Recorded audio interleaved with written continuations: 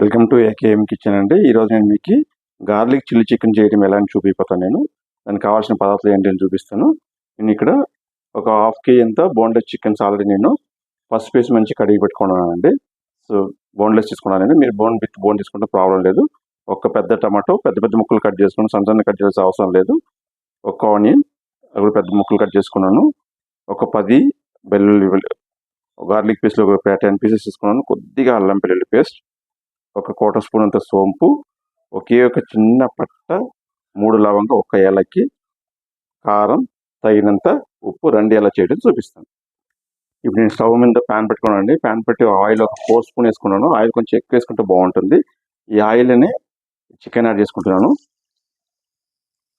Chicken, tomato, కరివేపాకు అంతా ఇప్పుడే యాడ్ చేసుకుంటున్నాను. యాడ్ చేసిన తర్వాత మీకు చూపిస్తాను. ఇప్పుడు నేను దీంట్లో అన్ని యాడ్ చేసుకున్నానండి. చికెన్, అల్లం వెల్లుల్లి పేస్టు, ఆనియన్, టమాటో, కరివేపాకు, కొద్దిగా మీకు కారం, పసుపు యాడ్ చేసుకున్నాం. దీంట్లో కొద్దిగా కారం దీంట్లో యాడ్ చేసుకుంటాం. ఎందుకంటే చికెన్ కొంచెం కారం పట్టాలి. తర్వాత గార్లిక్ మనం గార్లిక్ రెండు మిక్స్ చేసేది మిక్స్లో కొట్టేసేటప్పుడు ఆ కారం అనేది దానికి తగలాలి మంచి. కాబట్టి ఇప్పుడు కొద్దిగా కారం యాడ్ చేసుకుంటాను. ఇవన్నీ మంచిగా మిక్స్ చేసుకునేసి స్టవ్ సిమ్లో పెట్టుకోండి. కొంచెం ఈ టమాటో, ఆనియన్ మంచి వేగే వరకు చికెన్ ఎట్లా వేగాలి. సో అప్పుడు దాకా దీని దాంట్లో వదిలిపెడతాం. ఒక 5 మినిట్స్ తర్వాత 5-10 మినిట్స్ తర్వాత అప్పుడప్పుడు కలపెట్టుకోండి. ఇప్పుడు మనం ఈ టైంలో ఇది ఉడికే టైంలో మనం ఏం చేస్తామంటే ఈ కారం వెల్లుల్లి అంతా ఒక మిక్స్ పట్టుకొస్తామండి. మిక్స్ పట్టుకున్న తర్వాత నేను చూపిస్తాను మీకు. ఇప్పుడు అయిపోయిందండి, మంచిగా దగ్గర పడింది టమాటో, ఆనియన్ అంతా, కారం అంతా. ఇప్పుడు కొంచెం అయిన తర్వాత ఇప్పుడు మనం ఏం గార్లిక్ ప్లస్ కారం మనం ఏం మిక్సీ పెట్టుకున్నామో దాన్ని యాడ్ చేసుకున్నాం. దీనిలో యాడ్ చేసిన తర్వాత మీకు చూపిస్తాను నేను.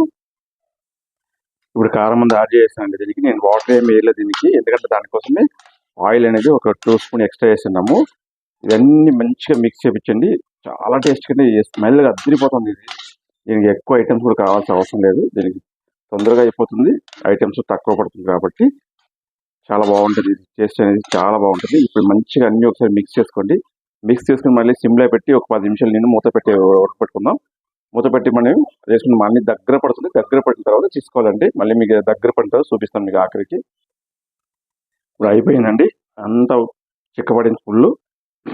నేనైతే కొద్ది గ్రేవీ నేను పెట్టిన దాంట్లో. మీకైతే ఇంకా ట్రై కావాలంటే ట్రై చేసుకోవచ్చు మీరు.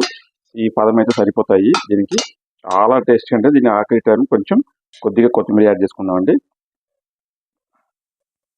కొత్తిమీర యాడ్ చేసుకున్నాం దీనికి. సో ఆఖరి కొత్తిమీర వేసి కొంచెం యాడ్ చేసి మిక్స్ చేసుకోండి. చాలా టేస్ట్గా ఉంటుంది. మీకు తొందరగా కూడా అయిపోతుంది. ఇది అంత ఎక్కువ టైం కూడా అవసరం లేదు. వేరే గ్రేవీ చేసేది మీకు అవసరం లేదు. టైము తొందరగా అయిపోతుంది. దీనికి ఐటమ్స్ కూడా మీకు ఓన్లీ 3-4 ఐటమ్స్ ఉంటే సరిపోతుంది. కాబట్టి మీకు టేస్ట్ కూడా అద్దరిపోతాయి. మీకు ఆ గార్లిక్ ప్లస్ మీకు ఆనియన్ ఇది అని వేసేటప్పుడు మీకు చాలా టేస్టీ స్మెల్ కానీ చాలా బాగుంటుంది. మీకు ఫ్లేవర్ బాగుంటుంది, టేస్ట్ బాగుంటుంది. మీరు ఇలాగే ట్రై చేయండి. ట్రై చేసి టేస్ట్ ఎలా ఉంది కమెంట్ చేయండి. మా ఛానల్ సబ్స్క్రైబ్ చేయండి, లైక్ చేయండి, షేర్ చేయండి. Bye bye.